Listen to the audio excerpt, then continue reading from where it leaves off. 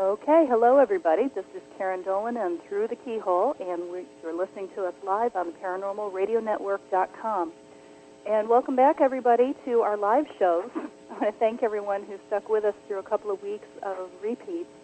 Rich and I were out of town. Last week we had some technical difficulties. This week we are back, and we've got Nick Redfern here to talk about his newest book called Memoirs of a Monster Hunter.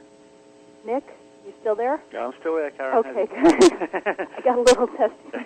A little nervous about all the technical stuff going on. So for Halloween, I was kind of hoping to do some kind of scary ghost kind of thing, and so we have monsters we're talking about today. I guess that's close enough. Now, Nick, I read your first book, not your first book, but the prequel to this one, Three Men Chasing Monsters, in which you described your travels across the UK looking for various cryptozoological beasts. And it was a great read. I really enjoyed it. Thanks. I have not had a chance to look at the new book yet. So can you tell us something about this one? Yeah, basically, Karyn, this one continues from where Three Men Seeking Monsters finished when I moved to the US in the summer of 2001. And it basically covers the period from that time, the summer of 2001, through to the summer of 2006. So it's like a 5-year trek around the US and Puerto Rico, kind of like a road trip style, investigating everything from Bigfoot to lake monsters, the chupacabras, werewolf reports, sea serpents, anything that's sort of like a vaguely weird creature, shall we say. And it's all, as I said, first-person, personal investigations and interviews, and just trying to get to the bottom of some of these mysteries. So there really are reports of things like werewolves. I mean, I've heard about chupacabras, but werewolves, to me, are still just in the movie.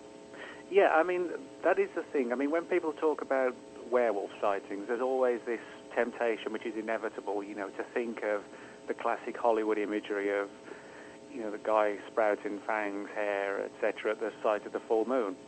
If you look back into the history and folklore of werewolves, which is actually quite prevalent in England and Europe, and you go back, say, 500-600 years, when people were talking about werewolves in those days, the creatures themselves actually looked like very large, aggressive wolves. It wasn't a case of people bursting out of their clothes like the Incredible Hulk or something like that. And if you look at a lot of the reports today that we get, they seem to fall into two categories. One is that we still have a lot of reports and sightings of very, very large wolf-like creatures, in particularly some of the more remote forested areas of the U.S. And, I'm talking about something that looks like a wolf, but in some people, some cases people have described it as being a huge animal. Now, it is a fact that prior to their extinction thousands of years ago, there actually were several types of very, very large wolves that walked the United States, huge creatures, almost like the size of a saber-toothed tiger. And one of the theories is that perhaps some of these creatures, in certain pockets, isolated pockets of woodland and forest, which are particularly dense, they may have survived where the landscape and perhaps the temperature and the surroundings haven't changed that much over the years, and, they've skillfully avoided detection, and that may account for some of the reports. There are far stranger ones as well, a lot of which in England, interestingly enough, occur near old stone circles, and in America occur near Native American burial grounds. And one of the theories that's been put forward is that at least some of things, in simplistic terms, are paranormal, in the sense, they're not purely flesh and blood animals. Now, of course, how we define what the paranormal is, that's a completely different matter. But I think with some of these creatures, when you begin to see them or hear accounts of them, and they're all in areas of historical or archaeological significance, or they seem to have some magical quality to them that ancient man recognized, then I think we have to look a little bit broader beyond just, the idea of extinct animals that have survived extinction or animals that science hasn't classified properly. But, that's one of the things with cryptozoology. A lot of people think it's all just a search for unknown animals, but really it can be split into several different categories. There are those creatures, I'm sure, out there that science hasn't classified.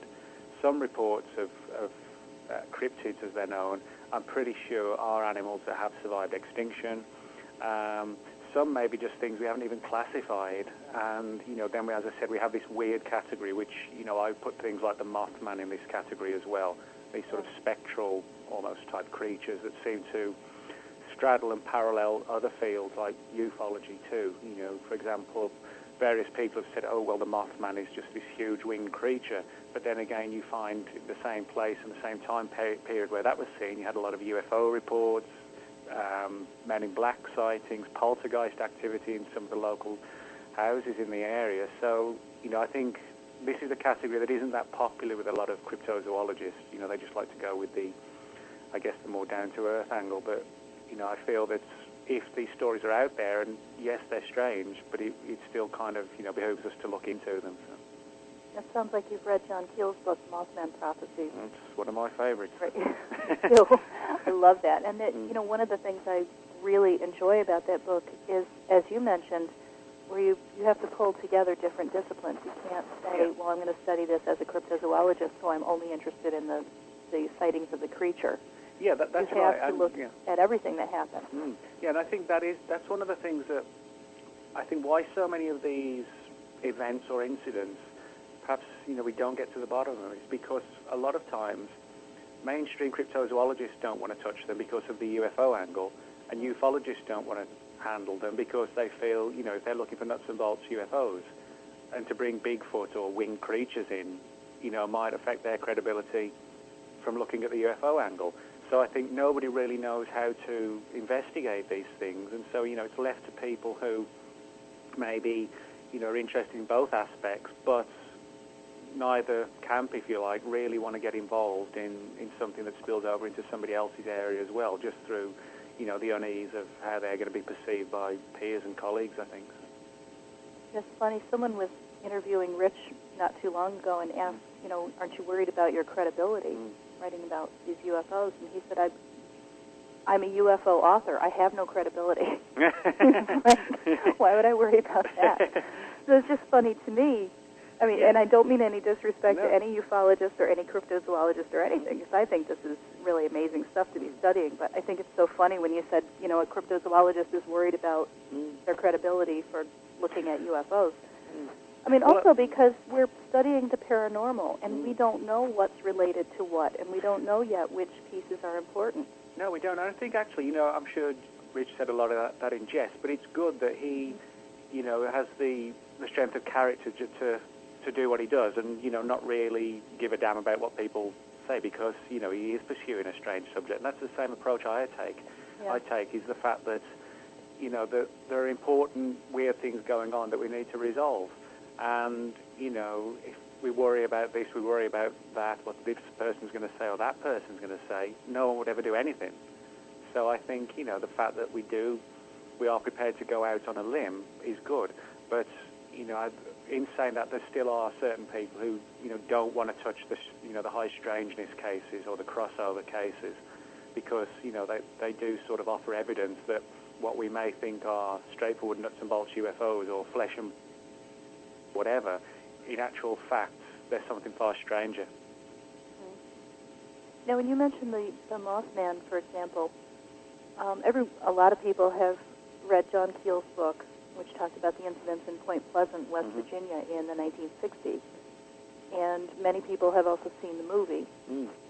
But there have been a lot of sightings of a similar creature that's sometimes referred to as the Mothman, sometimes not, all over the world. Is that...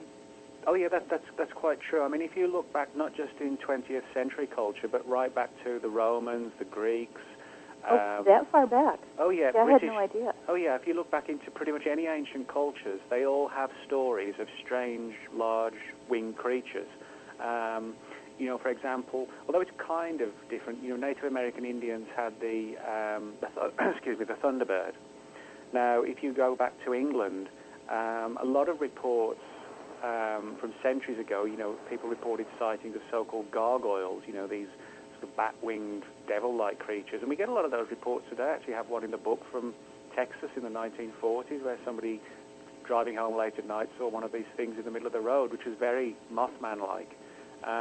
In England, a friend of mine named John Downs has written extensively about a creature that's become known as the Owl Man, which haunts the woods of a particular part of Cornwall, the county of Cornwall in southwest England.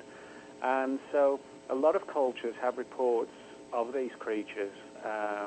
And, again, we could potentially just be looking at different localized names and localized legends to explain a very similar or identical phenomenon that seems to have been with us for years. And when you talk about cryptozoology, there really are sort of 4 or 5 archetypes that people see. One is these large winged creatures. Then there's the classic hairy man like the Yeti or the Bigfoot, abominable snowman, or in China you have the Yeren. Then you have the lake monsters and sea serpents. Out-of-place mystery big cats, like in England you get a lot of reports of people. Then, then you have other creatures which sort of vaguely fall into or cross over some of those categories, but those are the main ones that, we find. How long have you been studying this cryptozoology and related topics? Well, actually, my interest goes back to when I was about 5 years old, so that would be about 20 years ago. I'm joking. Oh, my goodness, I feel so old now. That was a joke. But I know you're a little older than that. I'm a little older than that. But, my interest goes back to when I was about 5 years old, and my parents took me to Loch Ness. Oh, we went to Scotland, actually. We had a day at Loch Ness.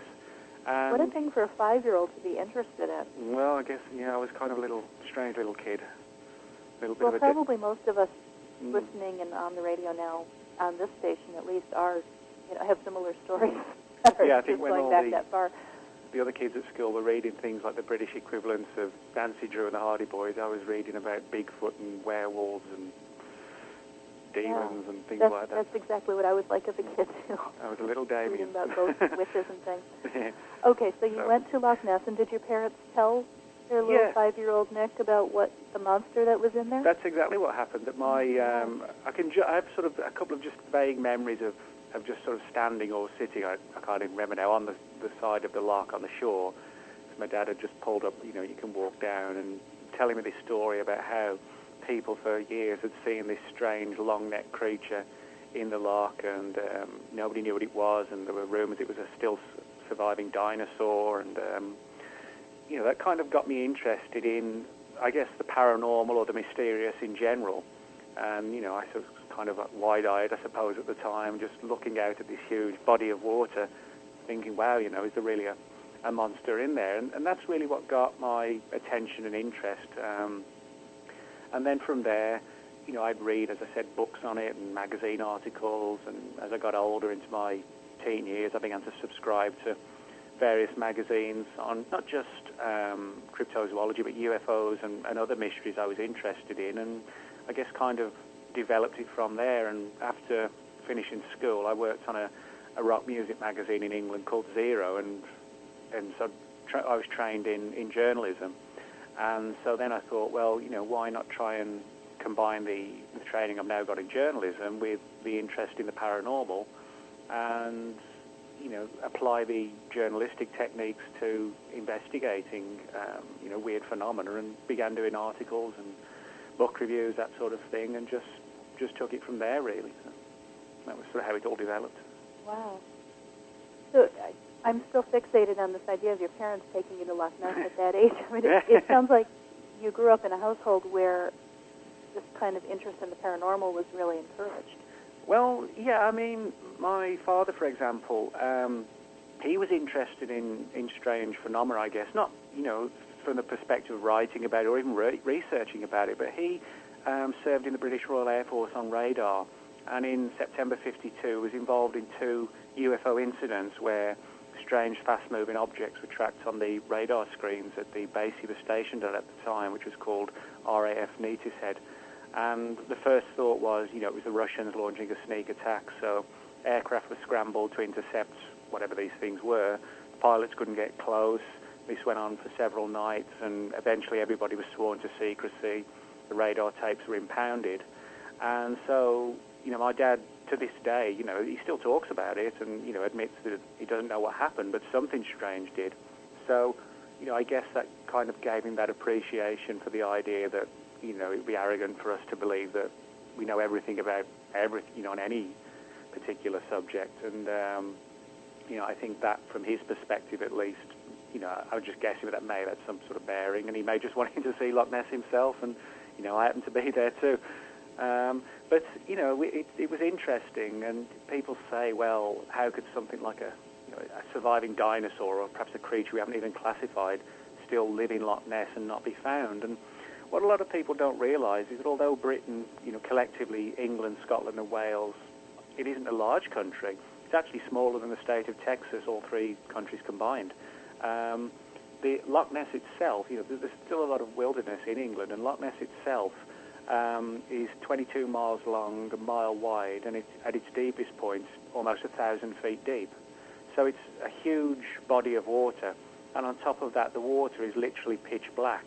Now, if we're talking about a colony of creatures that are largely derive their oxygen from the water, they're water-breathing animals, it may well be the case that unless, for whatever reason, they just happen to surface to look around, they may never need to, really leave the water unless, although there are one or two reports of these things being seen on the land. There have been reports of people seeing the animals actually like walking across the road. Yeah, there's a few reports sort of late at night of people seeing this lumbering thing near the shore or just crossing from the woods down into the water. And some people have speculated, like certain types of fish, that even if they're water breathers, they may be able to leave the water for short periods.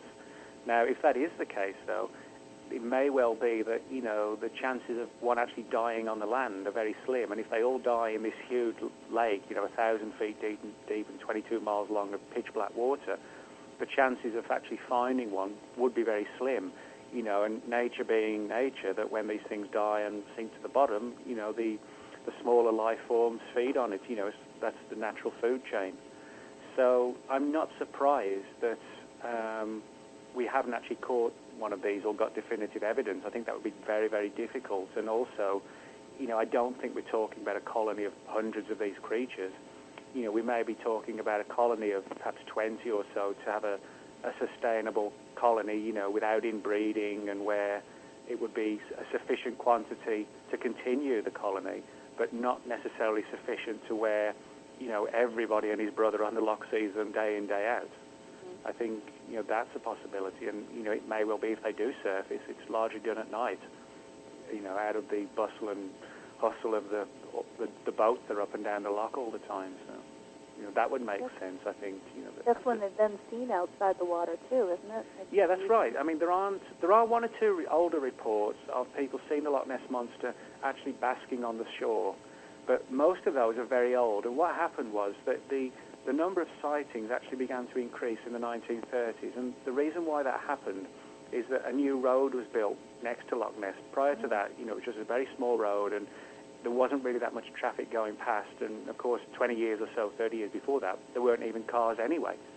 So it was around about the early 30s that sightings began to increase with the new road put in, and then it became an area. For example, Loch Ness joins to the River Ness, so it's actually been a place where there's been a lot of boats and ships back and forth trading basically, and that's increased over the years.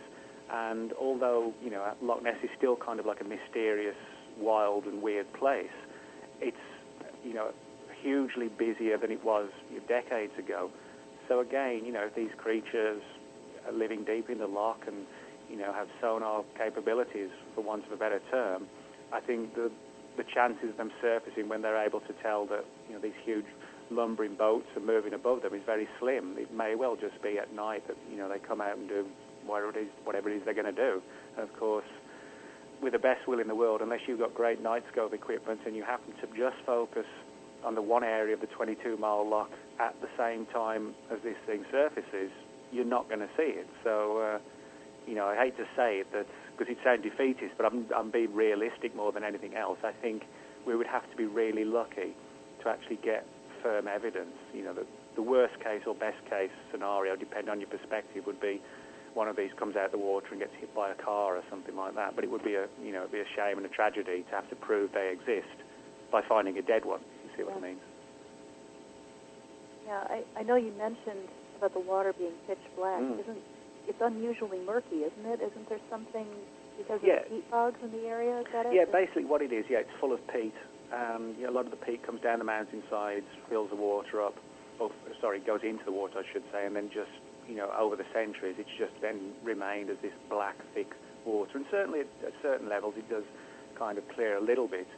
But for the most part, you go down a few feet and you are talking about, being able to see a few inches in front of you, and that's it. Wow. And that's one of the reasons why people have suggested, if the creature's real, that it may well have some sort of a sonar type capability, in the same way that like a bat does with radar, because, there's simply nothing to see down there for the most part. So that's a possibility, I think, that might explain the lack of too many surface reports. It may just not be a good creature as far as its eyesight's concerned, and it relies on other senses that are more inclined to be used in the water. But it does make sense, because anyone who's studied any kind of animal biology, there are many, many examples of animals. There are fish who live in very deep water where it is dark. Mm-hmm. Even, they get around just fine, but they don't really use their sight. Mm-hmm. Or there's a species of cavefish that's actually evolved so that it no longer has eyes. Yeah, that's right. I mean, nature does all sorts of strange things, and, you can well imagine that a creature that... I mean, one of the theories is that it became landlocked at the time of the last ice age. Prior to that, Loch Ness was open to the sea. So if something became landlocked, it may well, as nature sometimes does, adapted to that lifestyle. And certainly what a lot of people don't know is that many of the other small lochs surrounding Loch Ness also have these lake monster legends attached to them. And one of the theories is that if these things can come out of the water from time to time, maybe, that a small colony's appeared in one of these other places, like Loch Morar, which is another large, very deep loch, not too far away, and that has its very, very similar legends too. So, there could be pockets of these creatures still surviving in various lakes and lochs across Scotland. I'm getting a comment from one of our listeners online. It says that tests show Loch Ness doesn't contain sufficient microorganisms to sustain an ecosystem which would allow something this large to survive. Well, that's one of the questions that's been put forward, whether there are enough fish to sustain such a creature. Now, the one argument is that, no, there isn't, but on the other hand, people have said, well, that doesn't stop the fact that people see the creature. Right. How many years did we think the coelacanth was extinct? Yeah, I mean, one of the things I would say that a lot of people, don't always think about is that when people talk about the Loch Ness Monster, there's always this inkling or idea to think, oh, it's a surviving dinosaur like a plesiosaur, which happened to be a flesh-eating creature. One of the other theories is that it's not a plesiosaur, and therefore it may not even be a meat-eating creature, in which case, we don't have to look at the local fish population. We need to look at the vegetable food, if you like, that's available in the loch as well. Mm-hmm. As I said, a lot of people think, oh, there aren't enough fish, but that's because they automatically make the assumption that it must eat fish. It must be a meat-eating creature. That's not necessarily the case. That's just largely born out of the idea that it's a surviving plesiosaur. So do we have a good idea, or are there people who have studied the loch and have a good idea of what sort of food sources would be there? Yeah, I mean, there is a salmon population. There's no doubt about that at all. And the problem with determining the sheer scale or lack of it of the food supply is that there have been differing ideas, if you like, or conclusions on the number of fish that are there, versus those that spawn and come into the lake from the River Ness. So the interesting thing is that, as I said, the River Ness and Loch Ness are connected, and actually what happens is often the salmon will come into Loch Ness from the River Ness to spawn. Now, what's interesting is that a lot of the sightings of the Loch Ness Monster have occurred in the part of the loch that is closest to the River Ness. Now, again, one of the arguments that was put forward is that, well, that might explain the reason why the creatures are seen there is because they know that's where it's rich in salmon at certain times of the year. Right. So, or even in plant life that washes down the river. Yeah, I mean, you could look at it from different angles, or maybe it's learned to survive on, whatever's in there, whether it be salmon, whether it be the plant life, a combination of the two. I've always been fascinated by the fact that something as large as a whale could survive on very, very tiny animals. Yeah. I mean, it needs a lot, and that's what the this thing listener is saying, there's not enough there. Yeah. But the thing is with the Loch Ness Monster as well, which a lot of people don't necessarily realize, is that, most of the reports that we have, they're not talking about a creature that's 50 or 60 feet long, although that is sometimes the imagery that is portrayed. Most of the reports, people say, well, we saw this thing, and the neck was maybe 3 or 4 feet, and the hump was sort of 6. And it's quite clear when you assess the report, we're talking about a creature that's like 12 to 15 feet in length. Certainly there are a few reports of lengthier creatures, but the bulk of the reports, we're not talking about a 30 or 40 foot giant creature, thrashing around in the water. We're talking about something that's maybe 2.5 times the length of a human being, which, isn't that big, really. Mm-hmm. It looks strange to see something like that, certainly in Loch Ness. Right. But it's not, it's not huge. And, other people have suggested the idea it might be maybe an unclassified type of giant eel. Now, giant eels can grow up to sort of 13, 14 feet. But clearly, if we're talking about something that occasionally reaches, the 20, 25 feet, if it's an eel, it's not going to be a conventional type. Now, that might come into play as well, the idea that, or this notion that we're dealing with a plesiosaur, some flesh-eating, marauding monster, may not well be the case, and that could explain, the whys and wherefores as to how this creature feeds or doesn't feed. Yeah. On that note, we're going to have to take a break for a few minutes, but I want to come back and get into this question of whether it might be a kind of eel again. So, everybody, this is Through the Keyhole on Paranormal Radio Network. I'm your host, Karyn Dolan, and my guest today is Nick Redfern. We're talking about his newest book, which is called Memoirs of a Monster Hunter. And at the moment, we're talking about Bigfoot, but we've got lots of other monsters to talk about when we get back, so don't go too far. Thanks.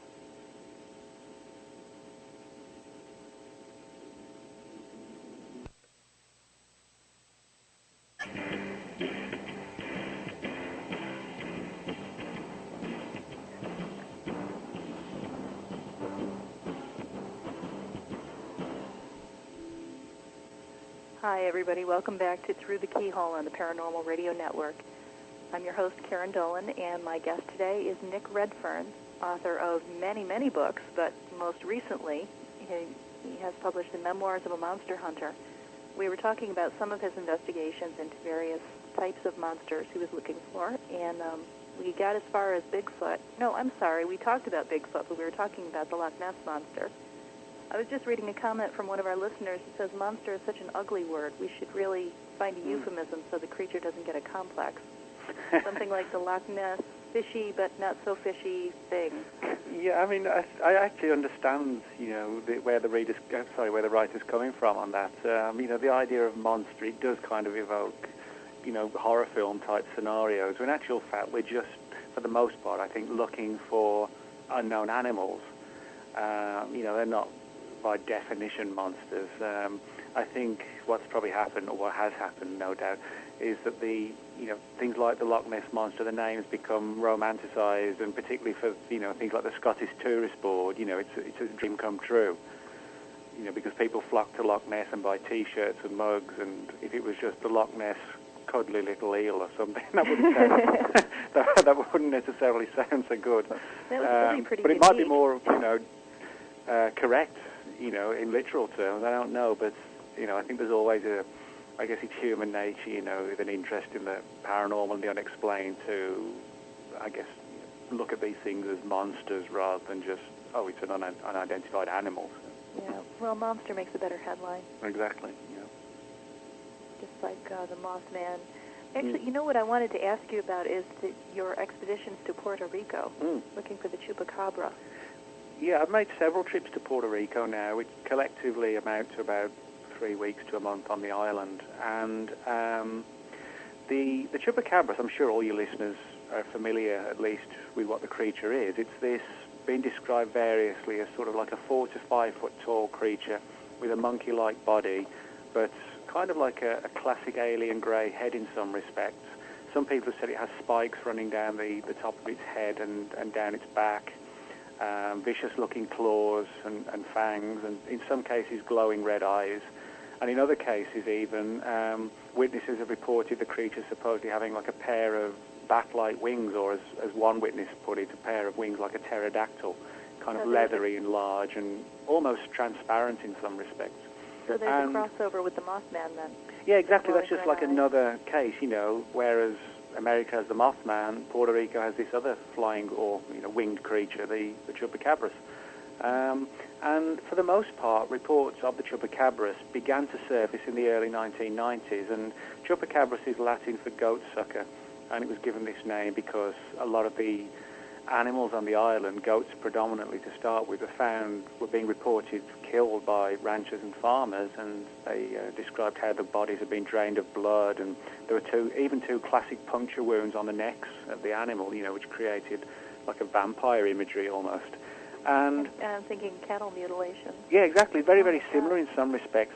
The only major difference being that most of the people who've talked about the chupacabras attacks have talked about a weird creature, whereas in the US, it's largely strange lights in the sky are associated with the cattle mutilations. But one of the things I found when I went out there for the first time was that the reported attacks on the animals, the farm animals, etc., actually didn't begin in the 1990s. What happened was that, for the most part, the media began reporting on it in the 1990s, and then the UFO magazines and paranormal magazines began publishing stories on it, and it developed into like a real phenomenon.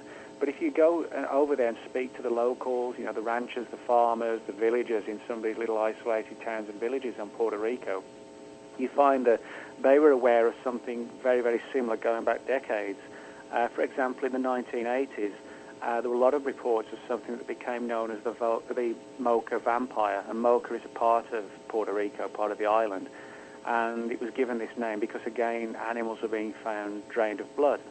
And the earliest case that I personally investigated on my first visit to the island was from 1975, when a woman who to this day still lives high in the El Yunque rainforest, this huge rainforest that dominates Puerto Rico.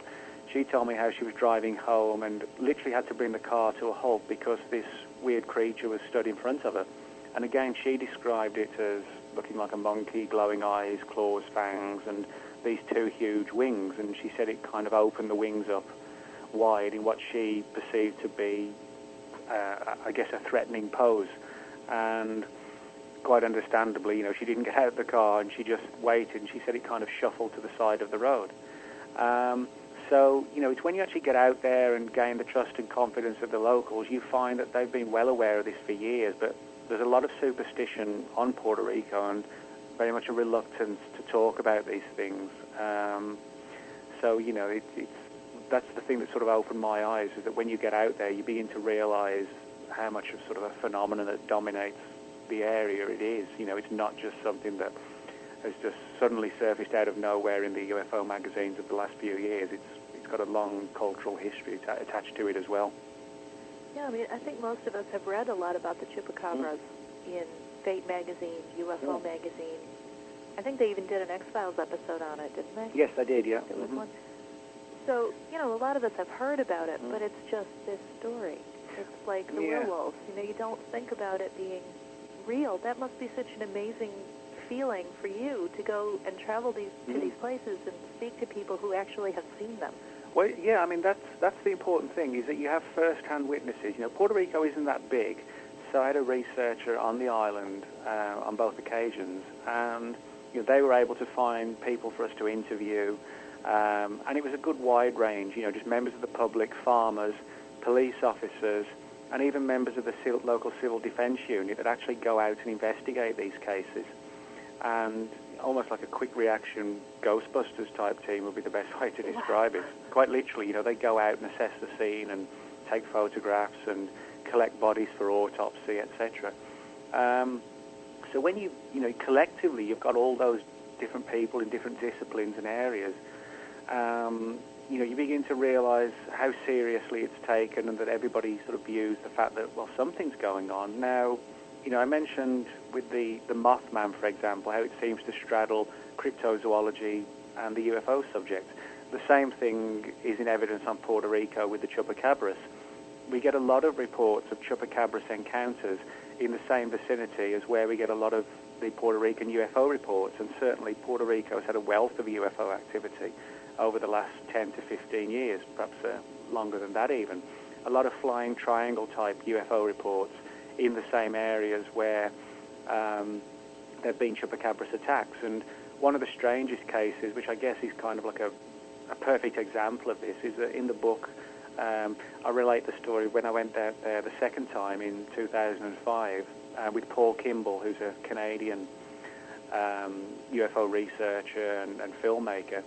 And we went out there and we spoke with a rancher whose animals had been attacked, and he'd gone out in the night and heard all this noise going on in the woods and grass next to his property. Didn't know what it was, and found his animals dead. And then a couple of days later, he said a couple of characters came out to his ranch, flashed badges saying they were from some arm of the U.S. government, like a classic man in black and woman in black, questioning him about the experience and what had occurred, etc. And so again, in the same way with the Mothman and John Keel, here we have a strange winged creature with UFOs and then men in black characters coming out trying to find out what was going on from the locals. And, this seems too coincidental to not be paralleled, if you like, or for there not to be a reason why there's a parallel with some of the things that went on at Point Pleasant that Keel talks about in the Mothman prophecies. So, there are people who view the chupacabras as like a giant type of bat, and certainly, in the prehistoric era, there were giant bats. There's not huge bats. There's no doubt about that. Things that, by definition would be termed monstrous. But on the other hand, that wouldn't explain why we get these sightings in conjunction with UFOs. So, we have to look at all the different aspects and all the different angles, and, there are other theories put forward. Quite a large number of people on the island. As I said, it's quite a superstitious location. A lot of people think it's actually connected with the undoubted large amount of occult activity and voodoo worship and things like that goes on the island. Some people think it's literally like a demonic creature that's been summoned up from some, paranormal realm, if you like. So you have, there isn't even, I guess, a consensus on the island as to what the creature may be. I think it depends on the perspective and the belief systems of the relevant person whose life's been affected by it. Wow. What kind of physical evidence is there? I mean, well, I know you mentioned for the most mutilated part, animals. I'm sorry, say that last bit again. You mentioned that there are mutilated animals that yes, apparently have been collected and studied. Yeah, I mean, when we went out there, on the first time particularly, we were shown the bodies of dead chickens, for example, that had been killed by or reportedly killed by the chupacabras. And we were able to speak to veterinarians who said, yes, they'd checked the animals out, and yes, there was a significant, amount of blood missing, but the bodies hadn't been torn apart. It wasn't like somebody or something had slashed the bodies open and blood had just spurted everywhere. The animal had been killed by a wound to the neck, and a certain amount of blood had gone. It wasn't the case, as some people have said, that the bodies were completely drained of blood. That didn't happen. It was a significant loss of blood. Now, that is the case in a lot of the cattle mutilations, though. Yes. Yeah, that's true. Okay. And what about the kind of cuts? Were these similar to the cattle mutilation cases in that they're surgical slashes, or? Not for the most part. For the most part, all the ones we looked at, I think, were just quite literally 2, or in one case 3, puncture wounds, usually on the neck if it was something like a goat or a farm animal, or if it's something like a chicken, it was usually on the body. One of the things that one of the civil defense people we interviewed on the first trip told me was that in several of the attacks that they looked into, the liver had been removed, but now that was removed with like a clean cut. So whatever was doing this, it wasn't like a pack of wild dogs or, a fox just going in and just viciously tearing everything apart. One of the farmers I spoke with told me how he bred chickens, and he had like cages of about 20 animals, 20 chickens stored in one in each cage. And they had quite a complex lock on each door.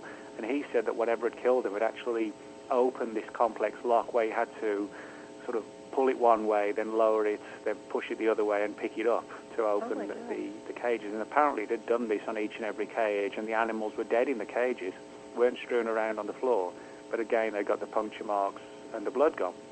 What was interesting about his case and many others, and this does parallel the cattle mutilations, he said that there was, when the events were presumably occurring at the time, the animals weren't making a lot of noise. There was no screaming or anything like that would be the case if a predator was prowling around. Animals go crazy when they feel, they're threatened by being attacked. But there was none of that. And his property, he wasn't that rich, very, very poor. So his little area where he kept all the chickens literally backed onto his back door. And he and his family were sleeping in there, and yet they didn't hear any screaming from the chickens or anything like that. It was just a case the next morning, something had stealthily come in, killed them, drained the bodies, and left. Wow. Now, my mother grew up, her family kept chickens when she was a kid, and she told me once that chickens are noisy anyway. She said, if you ever keep chickens now, you want them not right up next to the house because they are noisy normally. Yeah, that's one of the strange things about these chupacabras attacks. Is it's almost as if, I hesitate to say that they have a means or a way to, anesthetize or knock out their prey. That's just hypothesizing, but there seems to be some modus operandi, if you like, that allows the chupacabras to kill and drain these creatures of blood without, the animals reacting and screaming and causing a fuss and waking people up. Is there any physical evidence that looks like the victim, the animal, put up any kind of a fight? For the most part, there isn't. I mean, it isn't like, as I said, the animals, even, farm animals, there's not real much evidence in terms of them, running away and trying to get away, and where the animals jumped on its back and clawed it as it's, trying to run. It literally is as if something just silently crept up and just grabbed it by the neck and then pulled it to the ground. Now, certainly, big cats, for example, lions, tigers, they, contrary to what a lot of people think, they don't kill unless it's absolutely necessary by tearing the animal apart. They grab the animal, and as soon as they've got a firm hold on it, they move their jaws to the neck, and they just press down on the neck to suffocate the animal. And when the animal's dead, then they feed on it. They don't try and rip it apart while it's still alive. It's just too much effort. They just kill it and then eat it. So, that seems to be kind of similar to that in the sense that whatever the chupacabra is, it knows enough just to basically disable its prey by going for, I guess, the throat where, you're taking oxygen. Have there ever been any reports of these creatures attacking humans? Well, I mean, we heard one or two reports which, I will admit were either friend of a friend stories, or they were kind of like an apocryphal type story. I specifically asked the civil defense people about this, and, have you ever come across any cases of human mutilations or humans killed in what looks like it could be a chupacabra attack? And the response I got on several occasions was, well, we've heard about one or two of these, but every time we've investigated them, excuse me, it's been, oh, well, so-and-so down the road told me, and then they went and visited this person, he got it from somebody else. There's never been anything sort of substantial in that respect. That doesn't mean, there isn't a basis of truth to some of these stories, certainly, but we were never able to, pinpoint one case where we could go out and somebody said, yes, my relative was killed under strange circumstances. That didn't happen, no. Okay. But, arguably, if that did happen, you could well understand why it would be those cases that might have the official stamp of secrecy put on them immediately. So, I think the more controversial the case, it's possible the less likely you would hear about it. Right. And there have been cases of cattle mutilation, of attacks on humans, human beings being found. Oh, yeah, there's a few in the U.S. that people have talked, and South America people have said, this is the work of whatever's doing the cattle mutilations. And, I think, we have to look at the whole controversy surrounding the chupacabras. Although some people do think it's like a giant bat or some sort of unknown creature we haven't classified, how then do we reconcile the fact that we get these weird lights in the sky and flying triangles in the same location? I mean, this makes some people think that, the creature itself is an alien creature. That was something we heard on countless times, that it was somehow I won't say in simplistic terms like a pet of the aliens or anything like that, but something that had been released onto the island, for whatever purpose, just to see how it reacts, or can it survive on our environment? Who knows? As I said, other people felt that he had paranormal origins, and there's evidence of this. Chupacabras reports have been filed all across Puerto Rico, Latin America, Mexico, and John Downs, a friend of mine from England, who I went to Puerto Rico with on the first occasion in 2004, John also went on to Mexico and did some investigations in some little villages and towns there. And when he actually got to one of these villages, all the houses in the village had white crosses painted on their front doors because they were that terrified of whatever had been doing these attacks. Now, that sounds, like something straight out of a classic horror film, a Dracula-type movie. That does. That's going back to the vampire. Yeah, exactly. Again. But this was basically just down to the fact that in certain locations, as I said, there's this belief there's a UFO connection. In others, they're just terrified that they're dealing with literally paranormal vampire-type creatures, and that the Chupacabras is a manifestation of one of these. So, it's difficult to investigate in terms of knowing what's going on when there are so many different angles and aspects to the puzzle, which is why, in the book I've tried to recount all the different theories that were put to us, rather than, try and just focus on one, which might be a biased approach, and, you may well be going in the wrong direction even by doing that anyway. So. Right, that's why, this becomes so fascinating, because you mentioned the possibility of a voodoo connection, or... Yeah, that's something that we heard. I forget if I heard that on the second trip, but certainly the first trip, I heard that on many occasions. The idea that, some of these creatures aren't necessarily flesh and blood animals, that there was a link with ancient rites and rituals, and they were being summoned up either purposely or inadvertently, and, something had, a doorway had been opened to some occult realm, and these things had come through, in simple terms. That was a belief that was ingrained in certain areas and certain little towns and villages on Puerto Rico. One of the other areas that there was deep suspicion around in terms of the locals was the very, very extensive cave systems that exist on Puerto Rico. A lot of people we spoke with would not set foot in many of these caves because they believe that the Chupacabras lives deep in some of these large cave systems, and there's no doubt that these caves exist. We went into several of them, and about as far as we could go. And when you look at the nature of the attacks, or the locations, I should say, most of the attacks have occurred on farmland, which is down in the lowlands and on the the lower parts of the island. A lot of the sightings either occur in the El Yunque rainforest, which is very high up in the mountains and the hills, or they've occurred near the cave systems, which are also higher up in the rainforest. So if this is a flesh and blood creature, you can easily understand its logic of hiding out in the caves and the rainforest, during the day perhaps, and then traveling down under cover of darkness at night to feed, and then retreating back to the caves and the forest at night. And oh my God, just that image, the way you described it, is absolutely chilling. Oh, it is. I think, again, to an extent at least, you need to get out there to appreciate and chilling's the right word for it, the chilling nature of what the beast may be or what's actually going on. It's almost like it's some sort of very, very cunning, diabolically intelligent, yet monstrous-looking animal. And I think sometimes, maybe it's our bias, we imagine if it looks like a weird creature or a monster, it may not be that intelligent. That might not well be the case. It could be infinitely intelligent, but it just looks like our interpretation of an animal. But it's intelligent enough to open up that block exactly. on the chicken cages. So, oh my gosh. On that note, we're going to have to take another break, and this one's going to be a bit longer. Okay. So everybody get a chance to go get a cup of coffee, get a glass of water.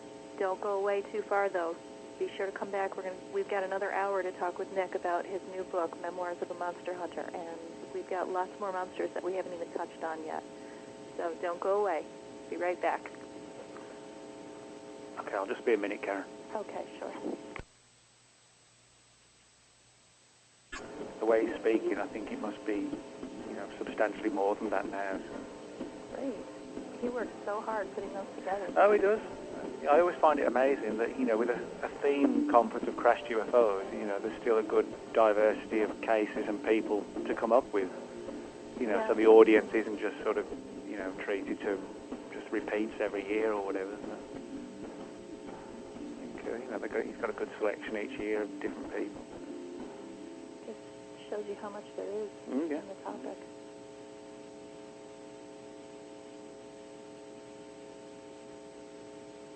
Okay, we're back. This is Through the Keyhole. I'm your host, Karyn Dolan, and my guest today is Nick Redfern, author of his most recent work, Memoirs of a Monster Hunter. And we've been talking about his new book and about some of the creatures that Nick has been studying and searching for all over the world. Nick, one question I wanted to ask you that I didn't get to before the break when we were talking about the chupacabras.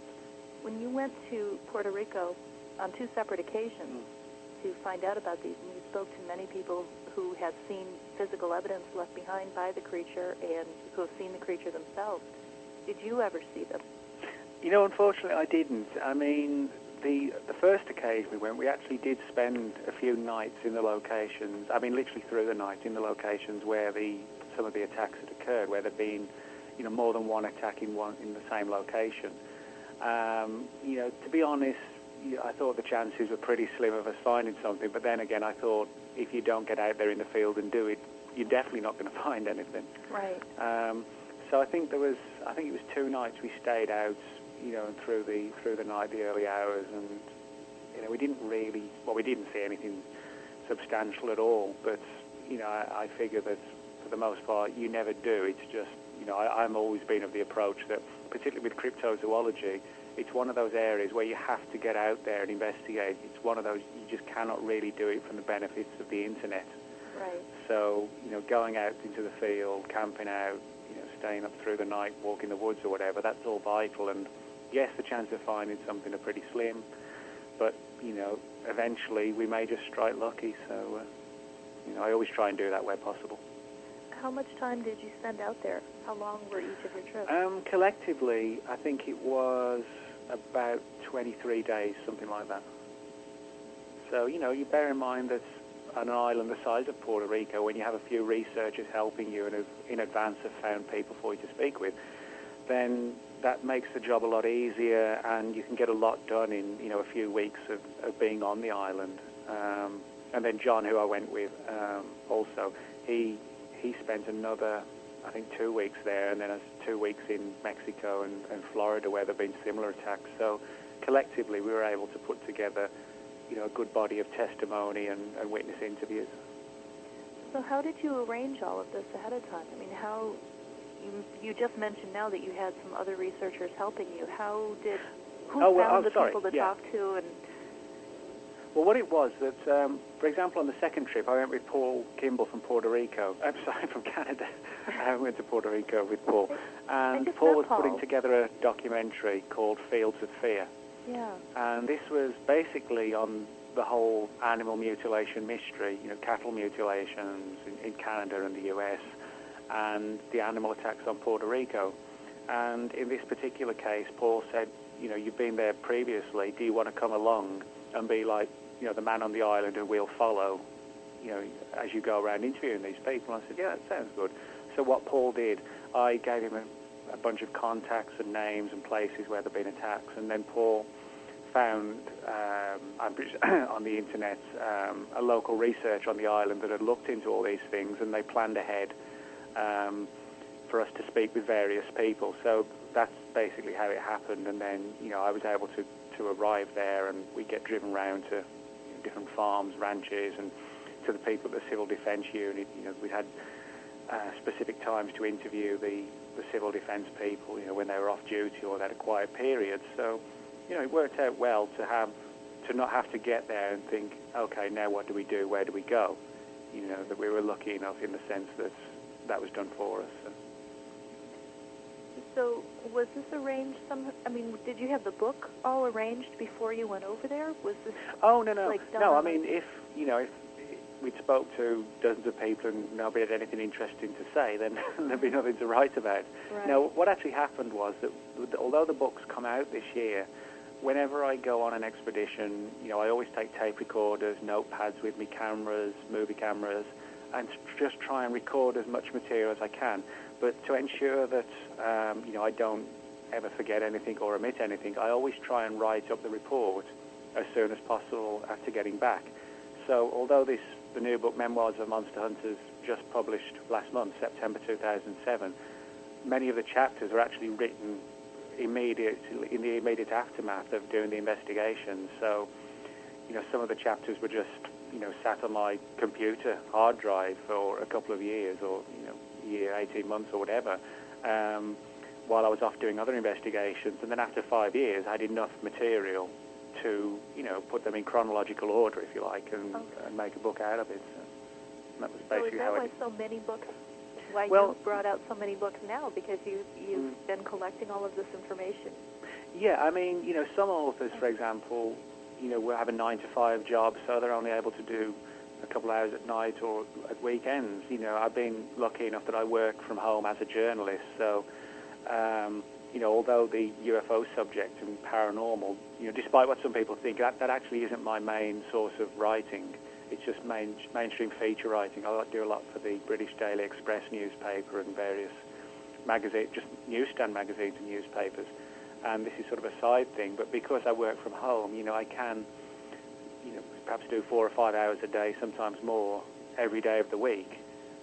So that allows me to do a lot more writing. And so while it sometimes looks, if I put out, like this year, for example, I had 3 books published this year: Celebrity Secrets, Man Monkey, which is a study of British Bigfoot reports, of which there are quite a few, and the new one, Memoirs of a Monster Hunter. But collectively, I suppose, I was writing all 3 of them over the course of the last few years, and then coincidentally, they all just sort of came together at the same point, really. So you normally live and work at home in Texas, yes, writing for British papers. Yeah, I do a lot for British magazines and newspapers. What do you usually write about? Mainstream news stories. For example... Do they really want to know in Britain what's going on in Texas? No, actually, a lot of it is British-based stories, but where the editors, who I've known for years, know that I have interests or knowledge in those areas. Oh, okay. For example, even though I live over here, I've done a lot of stories for children. I do a lot of writing for children's animal magazines. So, it may be an article on, to give you a good example, a monkey that gave birth to a baby spider monkey some months ago, and I did a piece for, an ongoing piece for a children's magazine about how the monkey's mother rejected it, and then the keepers had to bring it up, and they would take it home with them at night and wrap them in a blanket, etc. Oh. And this is like an ongoing piece of 5 or 6 weeks of, what's next in the life of the little monkey. So, a lot of what I do is nothing to do even with the paranormal, never mind just cryptozoology. And I do quite a lot of music-based stories for English magazines and CD reviews and things like that. So. Now, you're really into punk music. Yeah, I love punk music. I remember this. I think you and I met in Aztec in 2003. That's right, yeah. Mm-hmm. Yeah, and Paul Kimball was there too, wasn't he? That's right. I've done a lot of... I like Paul because, he's one of these guys. He's a filmmaker. He likes to travel around, go to different locations and, see what's going on and, get his hands dirty, so to speak, in terms of getting out there. And, I think there are a lot of TV documentaries particularly that are quite happy and content to just splice together old footage and have a few head and shoulders interviews done in the studio, whereas Paul's more of, the sort of gung-ho, get-out-there guy. And, that's what I like to do, so that's why I enjoy working with Paul. And we've done, a few TV things and on-location shoots, so, I enjoy doing that. So. I'm just picturing the two of you going, crashing through Puerto Rico jungle looking for these chupacabras. Oh my! And I can picture the two of you doing it too. That's pretty much what we did. We had Paul's brother Jim was the driver. We had this big Land Cruiser type thing, and then there was Paul and the researcher that we had, Orlando. He would sit in the front with Jim, me and Paul would be behind, and then there was the 2 cameramen and the sound guys, John and Finley, behind us. And we sort of pretty much kept in the same seats the entire week and just cruised around Puerto Rico from location to location. Oh my gosh! So you didn't have to assemble this whole crew, though, right? I mean, oh, no, this was done by Paul. Yeah. And... I was lucky enough, as I said, that Paul wanted me along to, to be the researcher that they would follow on this aspect of the Fields of Fear documentary. Okay. So it was a case of, we want you along. We've got a few people lined up. Nobody's really interviewed them before. Would you like to be the interviewer that comes out, the researcher, and we follow you, tracking these people down and speaking to them and getting their views and opinions. So that was pretty much, what it was. It was sort of like a fly on the wall camera following me, following the witnesses, so to speak. Oh, that must have been so much fun. Oh, it was. We had a good time, and I know that Paul put together, hours and hours of footage, which has never been seen, and I think he's been talking about at some point putting it out there, some of the serious stuff and some of the plain daft and stupid things we got up to as well, and outtakes and things like that. So. Okay, is there any story that you can tell us about right now, or we're going to have to wait until Paul gets this out? Well, there wasn't anything too outrageous or over the top. I don't think. It was just, we just had a few light-hearted, goofing around moments and things like that. But, I mean, the stories we got, the Chupacabra stories, were very good. I mean, for example, we spoke to people. I mean, Orlando, for example, the researcher who came with us, who lives on the island, Orlando Pla, he was sort of like a fountain of knowledge on the stories. He'd interviewed countless witnesses. He was very well versed in all the different theories that had been put forward for what the Chupacabras might be. We spoke to people at the Civil Defence Department who had differing views on the subject. One who thought it was the work of dogs, another one we went to see who formerly worked for the Civil Defence Unit and was now retired, and he was firmly of the opinion that it was a real creature, or an unknown creature. So, we were able to get everybody's opinion, if you like, and get a good wide range of, stories, theories, ideas, etc. So, okay, we have talked a lot about the Chupacabras, and the name means goat sucker. Yeah, that's correct. Most of the animals that were attacked in the first place were goats, and it just sucked the blood. So I guess it was an ideal name for it.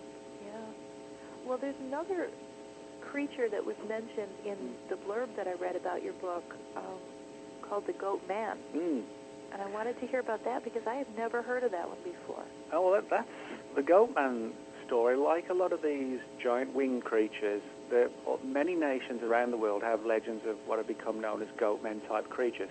For example, if you go back to like ancient Greek legends, you have the stories of the fauns and the satyrs, which are described as like a man-like body, or upper half, but with a lower body that looks like a hair-covered, cloven-hoofed creature, if you like.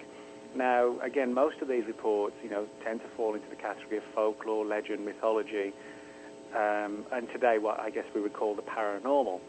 But if you do sort of an internet search on Goatman plus United States, you find that countless states across the U.S. have their own legends of these vaguely paranormal goatmen type creatures that have manifested or appeared. And there's one in Maryland, a very famous one in Maryland, the Goatman of Maryland. The one I investigated, purely because it's actually not that far from where we live, was the Goatman of Lake Worth. And Lake Worth is a large lake not too far from Fort Worth. We live in downtown Dallas, so it's like only about a 45-minute drive from where we live. And what happened was that in the late 1960s, there were reports from Lake Worth. And Lake Worth, it's a large lake, and it's surrounded by very, very dense, thick woodland. And there were reports in the 60s of people driving around the lake, and they would see this weird creature sort of lurking in the woods, which there was various descriptions. Some described it as like the classic goatman imagery I just described. Others said it was more of like a wild man, Bigfoot type creature. And of course, as you can imagine, in a little local community, all hell metaphorically broke loose, and people were out there wandering around with guns at night, shooting and anything and everything, which isn't that strange for Texas, I've come to find out. And the police were out there warning people to keep away before somebody got their head blown off, by somebody stalking the woods at night with guns. And number of reports, high-quality reports, good reports, came in that made their way to the police. And the police actually took the subject very, very seriously. And even today, they have the old records on file from when they went out there and investigated these goatman sightings. People, as I said, described it as sort of a wild man-type character. And the mystery, like a lot of these crypto mysteries do, it ended as mysteriously as it begun, with the sightings just coming to a halt. Although over the years there were a few sporadic reports. Well, in the summer of 2005, I decided to take a trip out there, and I went with two friends of mine, Ken and Laurie Gerard, who live in San Antonio and also investigate and write about crypto mysteries. So we went out there one weekend, and basically to sort of check out the areas where the ghost man had been seen, and get some photographs of the locations. And we interviewed various people, including some of the people who worked at the local sort of wildlife centre on the island, to get their views and opinions, etc., etc. And a lot of these sightings had occurred in the woods around Lake Worth, but all the people we interviewed who said that they'd seen the creature or knew about it said that it lived, or lurked apparently, on this small island on Lake Worth called Greer Island. Now, Greer Island is normally closed to the general public, but it was just purely down to chance and luck that when we went out there, it was opened up, and it's connected to the mainland by this small, thin stretch of land, which, as I said, is normally closed, but we were allowed to go over there. And we were walking around the island for probably 30 to 40 minutes, and, it's like a little desolate, small body of land, very, very dense, thick trees. You sort of have to really be careful walking your way around there, snakes and all sorts of things out there. And while we were walking through the trees, we came across this unusual structure. And this particular structure I'll talk about is actually something that's reported surprisingly often in Bigfoot reports, although a lot of people don't know about it. And they become known as Bigfoot teepees, in the sense that they're like a tall structure or formation of branches that have been torn off the trees and placed in like a pyramid teepee fashion. And if you do a Google search on Bigfoot plus teepee, you'll see a lot of photographs where people have found these pyramid-like structures made out of thick branches that have quite clearly been just torn off the trees and placed into these positions. And some people have said that, if Bigfoot's a real flesh and blood animal, that maybe it creates these formations as kind of like a territorial boundary marker or something like that.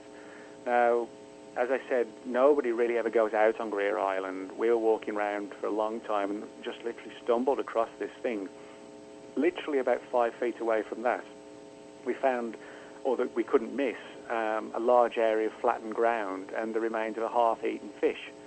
So this was kind of, this was really sort of strange to us, to be in an area where we knew these weird creatures had been seen, and then to find these strange formations that had also been associated with them.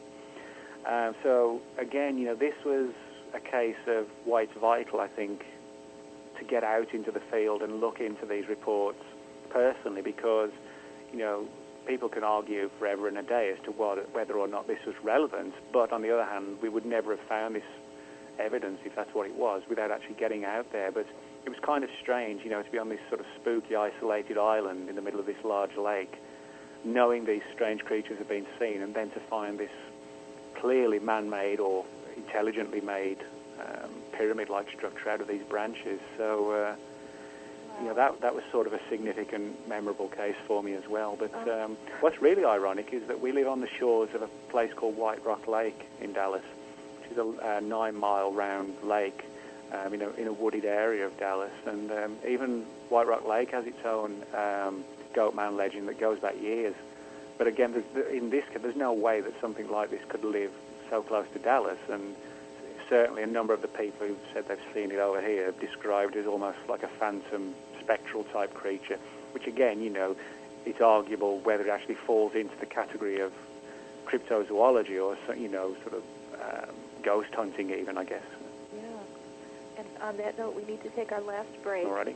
This should be a quick one, so don't anybody go too far. I've got a whole slew of questions that popped up in my head about the goat man while you were talking, so I'm hoping I can remember all of them. This is Through the Keyhole. I'm your host, Karyn Dolan, and my guest today is Nick Redfern, author of Memoirs of a Monster Hunter, among many, many other really fantastic books. But he's telling us about his latest book right now. So we're going to take a very quick break, and we'll be right back.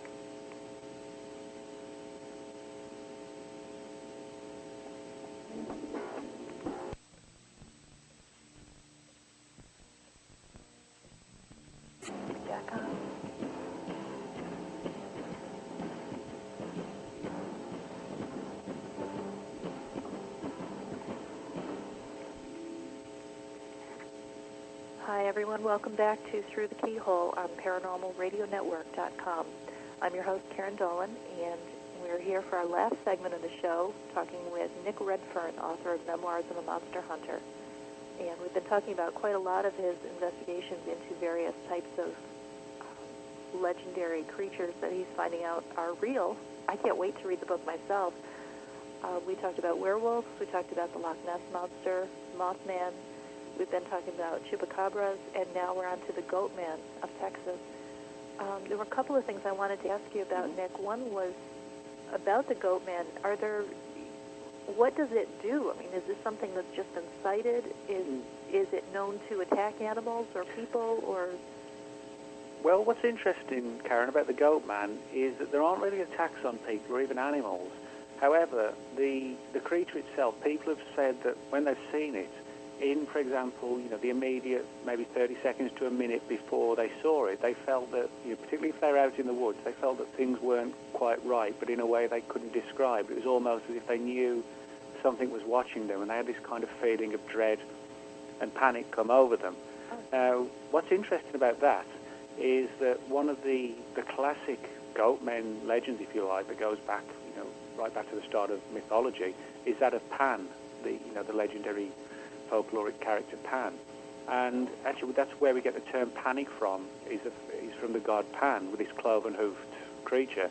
So it's interesting that thousands of years ago, ancient man viewed this cloven-hoofed character called Pan as being associated with panic, where we get the word from. And today people who see this thing very often have said that they had this feeling of dread come over them before the creature actually appeared. So, it's like, which came first, the legend, or is the legend based on a reality? It almost sounds like that's where the word came from, because people are already feeling it. Yeah, that's right. Yeah. And, I think, again, it's open to question as to, in some of these cases, if we are dealing with flesh and blood animals, or we're dealing with something that, is pretty much unresolvable because it's not a flesh and blood creature. Certainly, I think some of the creatures, I've looked into are flesh and blood. I think, for the most part, the chupacabras is. Bigfoot and the, things like the abominable snowman, the Himalayan cousin, and China's Yeren, and the Almasty in Russia, all of these, hair-covered wild men-type creatures inhabiting equally wild locations. And, for example, in China, up to 500,000 years ago, there was a huge ape that used to roam that area called Gigantopithecus, which was literally a huge creature that would, dwarf the mountain gorilla or the silverback gorilla, that we know of today. So, some people have said, is it possible that the Yeti, in particular, and China's Yeren, could be the modern-day equivalent, the descendant of Gigantopithecus? And I think that is probably quite likely. We're dealing there with more flesh and blood physical creatures that, could well be on a, evolutionary downslide, not too many of them left, but I think that probably answers what Bigfoot is. But some of them, like the Mothman, as I said, seem sort of really beyond weird, shall we say. Now, what do you see is the relationship between the Goat Man and Bigfoot? Well, that's the interesting thing, is that I'm not entirely sure if there actually is a direct relationship. I mean, with the Lake McWhirth reports, for example, we're faced with one of two scenarios. One is that people saw a goat man-type creature and a Bigfoot, and, the Bigfoot-type creature was also responsible for these weird formations we found.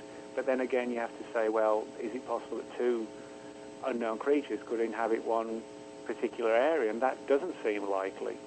I'll be truthful, I don't really have an answer for that.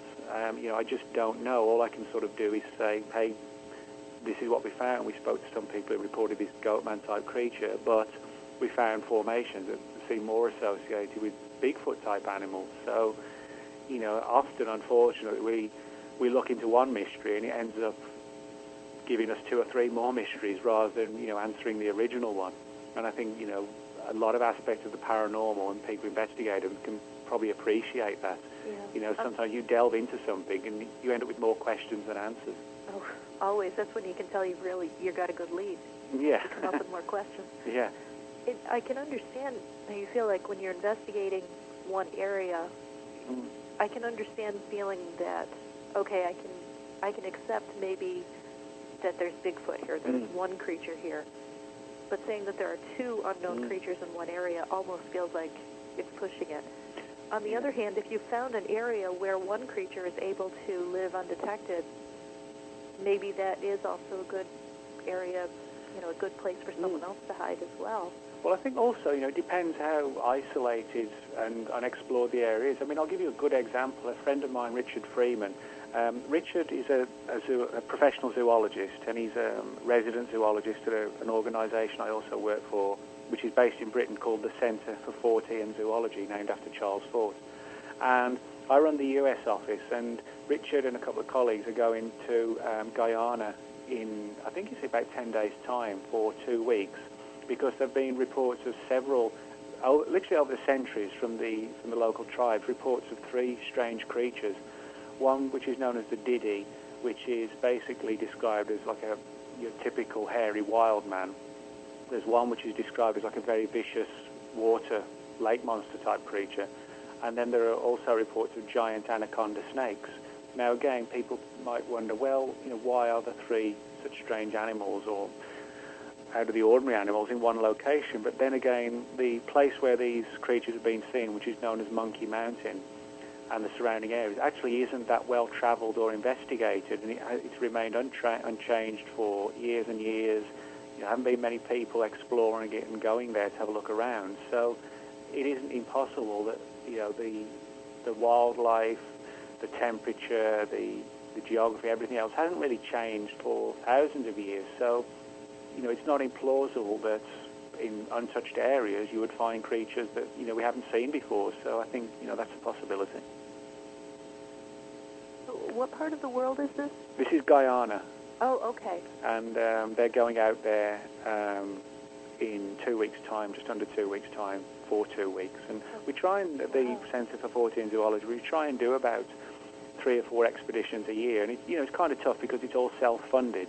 But, I mean, in the last 2 years, we've done one trip to Mongolia looking for this strange creature called the death worm, which is described as being 2 to 4 feet in length and supposedly lives under the sands of Mongolia, yet it can reportedly disable and kill its prey with an electric shock like an electric eel would.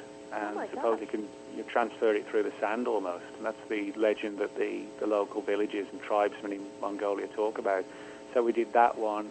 We went to Thailand looking for a creature called the Naga, which is described as being like a huge, monstrous snake. A lot of English-based expeditions, and now, as I said, this one to Guyana. And next year we're hoping to do one to the Caucasus, the Caucasus Mountains in Russia, in search of the Russian version of the Yeti. So that should be a good one. What's the Russian version called? Well, that's called the Almasty, or the Almas, as some people talk about it. And there are a lot of theories as to what this creature might be. In some cases, it's been described as like a completely hair-covered animal, very much like the Bigfoot. Others have described it as being semi-hair covered and looking semi-human. And there have actually been some studies done which kind of suggest, although it's controversial, that these might be surviving pockets in the very, very remote areas of Russia of surviving pockets of Neanderthal man, almost like a caveman rather than an ape man. That's a possibility. And interestingly enough, from some of the same locations and in some of the really remote parts of Siberia, not only do we get reports of these Neanderthal-type creatures, but there are a number of reports going back to the latest, maybe in the 1950s, of people describing seeing hairy elephants, which sound very much like mammoths almost. Yeah. There was one actually by 2 Russian military pilots flying over Siberia in the Second World War, and they said they saw a couple of these, what looked like giant hairy elephants, just roaming the Siberian wastelands. So, people, I think, today imagine that we know every area of the world, every aspect of the countries, etc., and we actually don't. A lot of places remain vastly underexplored or completely unexplored. Yeah, so, talk about again, the ocean, you just don't really know what's out there. I think in today's internet world, we think we know it all. We actually don't.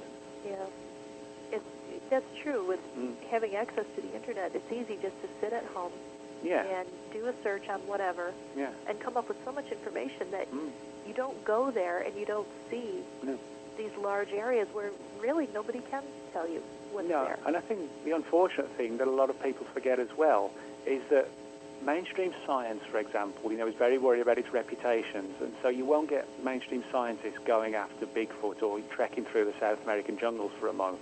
Equally, the media tends to poke fun at all these things, whether it's Bigfoot or UFOs. They just deride it and make fun of it. So it's left to those of us that have personal interest to do that. But, for the most part, we're not millionaires, with money coming out of our ears and our pockets constantly. So we're forced to self-fund investigations, and yes, we've got the dedication, but we may not have the money to go to some of the places where, if we're able to sort of go there for a month, 2 months at a time, we could actually get some answers, because we all have to put food on the table as well. Right. And I think that's one of the downsides a lot of people don't realize, or don't appreciate or forget, is that if we had unlimited funding to do some of these things, I'm pretty sure, whether it's UFOs or cryptozoology, we would stand a good chance of solving them if we had dedicated teams of people with, viable funding, etc., to where we could go out there with unlimited resources and, do a major investigation, rather than the sort of things we're largely limited to, which is a week here or a week there, and hoping for the best. And yes, coming up with some good material, but not necessarily resolving things. Right. Well, to be fair, mainstream science is, if we all worked in mainstream science doing research and development, we'd have unlimited money, but we still wouldn't be able to study things that are unknown and really find new information. What we'd be allowed to do is perform tests that confirm the conclusion that the guy paying the bills wants us to. Yes. Yeah, and I think, that's one of the unfortunate aspects of mainstream science today. It's almost as if that classic 19th century explorer, gung-ho type character has gone from science, and it's been replaced by the guy who's worried about where his next grant's coming from, I think. Yeah. But, and then you have those of us who aren't worried about where our next grant is coming from, but, we don't have the resources. No, that's right. Unless you happen to win the lottery tomorrow, certainly, I'm not going to be in a position to sort of take 2 weeks off away from home just to go trekking around the woods. Right. When I'm able to, I will. But, if we had teams of people who could do that week in, week out, this team goes 1 week and then they're replaced by another team and another team. That, I think, would resolve things. That's the real reason why we're all interested in studying the paranormal. We're all trying to figure out how to find those lottery numbers.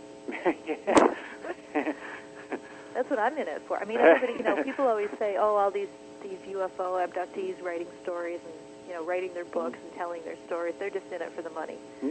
No. No, they're not. I'd like to know where I'm into the paranormal thing for the money. Yeah, I want to find those.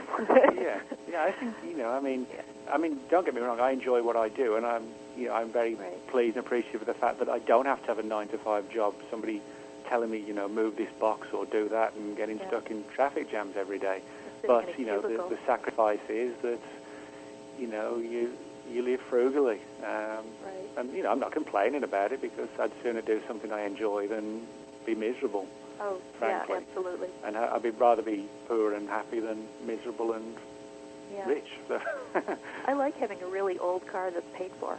Yeah. I'm okay with that. No, that's right. As long as it goes, that's the main thing. That's I don't have to worry about keeping up with the neighbours and buying a new one each year. I'm not bothered about that at all. No, but see, you want to be able to travel. Yeah. You need to be able to come up with the money to go to Puerto Rico and study these things, or go to Mongolia and look for the death worm. That is so cool. Yeah, I think that's sort of, if you've got an inquiry in mind, you should follow it. As I said, I wish that there was a way in which we would have whole teams of people where we were funded and we could actually yes, this person A isn't obviously going to be there for an entire year, but person A after 10 days can be replaced by the B team and then the C team. I think it's something like Roswell as well. If there was a whole range of people, even if they didn't agree on Roswell, for example, but if you've got 10 people and, for the first month, the first, 3 of those people go out and travel around the US to different archives and track down old people who were at Roswell, then after 3 weeks they get replaced by Team B, and it continues on and on. I think then we would have a good chance of solving things, but it is, we're just limited by the fact that people have to have jobs, have to earn money, right. And people just aren't able to, put in the necessary spade work that's required. And there are a few, see, we need to get entertainers and actors into this because they're the ones who have all the money. Well, that's true, yeah. And they've got more than they know what to do with. Jerry Seinfeld had 26 cars. He collects them. And if you have the money, okay, fine, got to do something with it. So why doesn't he fund an expedition to go, find out what happened in Roswell? Yeah, I think, joking aside, that would be good if there's somebody who, listening who could say, hey, I've got a big interest in this mystery or that mystery. That is the way to solve it, I think. Yeah. Otherwise, we're just, picking up on little threads here and there and just trying to do, a few days investigations here and there. And that doesn't mean we won't solve it that way. I just think it's just an incredibly long and drawn-out process to get to the bottom of it. And, of course, it's like with Roswell, the further and longer time goes on, the less and less people are still alive, the less chance of finding files, and, eventually it becomes, I mentioned this before, things like Roswell, although it's off topic with cryptozoology, I think Roswell's in danger of becoming like an American equivalent of Britain's Jack the Ripper, in the sense it's an ancient mystery that attracts a lot of interest, but it's so long ago, the chances of actually solving it get thinner and slimmer every year. Right. Well, there was another thing I wanted to ask you about the Goat Man. Talk about this being is supposed to have cloven hooves, and I wanted to know if there's any connection between that and the spring-heeled jack. That's a good question. There hasn't necessarily been a connection in the sense that people have said that there's a connection because the creatures or the beings look similar. It's often, though, that in England, for example, there are reports. For example, there was one in the southwest of England, a very famous one, the Devil's Footprints, which ties in with the Goatman sightings and spring-heeled jack of this, this weird creature that leaves unusual prints.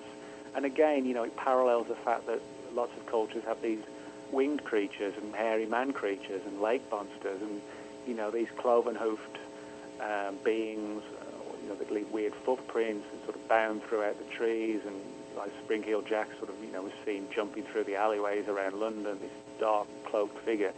There are parallels and connections between these things. Yes, they seem to have their own cultural differences, but, at the core of it, there seem to be several, as I said at the beginning, archetypes that we can place a lot of these creatures into. Right. There's just so much. I'm just amazed. In the 2 hours, we've only talked about this one book, and look at how much we've covered already, and just touched on so many areas that I'd love to get back into. And well, for this book alone, I cover everything, as I said, not just the Chupacabras, the Goatman, but gargoyle reports, Bigfoot sightings, hairy wild men, which seem more like wild men. Giant snakes, giant eels, lake monsters. It pretty much covers the whole range of what you would expect to fall into the field of cryptozoology. And in some cases, are less well investigated because we just don't have many facts to go on. Others, like the Bigfoot legend, are far more extensive, shall we say. But, I guess from my perspective, as I said earlier, I think it's vital to get out there and to have the impetus and, the dedication, obviously, but also the enthusiasm. I think that's one of the most important things with cryptozoology. You need the enthusiasm to get out there and be willing to spend time and get your hands dirty in the woods, because that is really the only way we're going to solve a lot of these cases. UFOs to an extent, you can go to archives, go through government documents, things like that. But cryptozoology doesn't really have its equivalents. There is no sort of real excuse or approach you can take beyond, sort of trekking through the locations, which, I enjoy doing, so that's a good thing. and lucky for us that there are people like you who go out there and do that and pull out this information. Yeah, and not write the sort books of on it, so the rest of us can look at it and say, oh, wait, that case sounds like this other one I read. Yeah, I mean, not to dumb the subject down, but, I mean, as well, it's good fun to do it as well. It's fun to get out there and do these investigations. And for those of us who aren't able to travel all over the world, I would love to. I'd love to travel more, but... Well, as I said, it is one of these things. Sometimes you have the benefits and the good luck, like when I went with Paul, that you're going, on with a film crew, who fly you out there and whatever.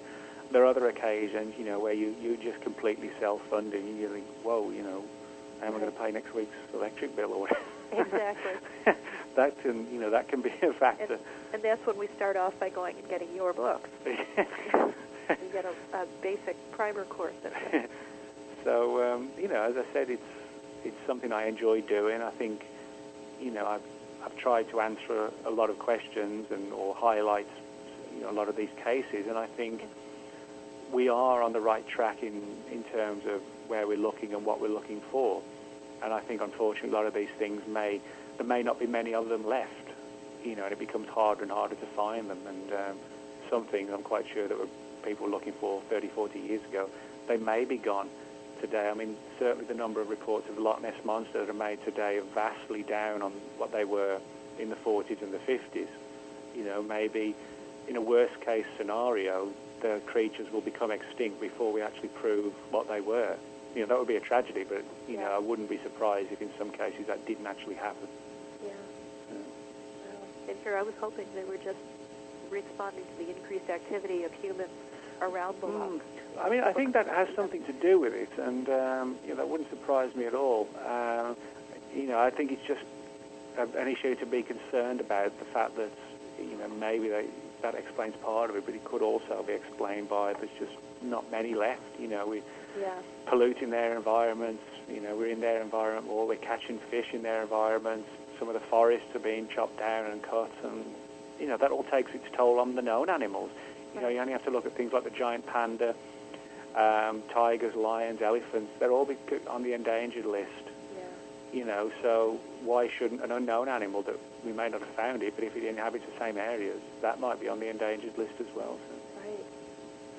Wow. And on that note, we're going to have to end it. I cannot believe we've reached the end of 2 hours already. It's gone fast. It's like missing time. Yeah, I know. Oh, boy. That's another whole topic.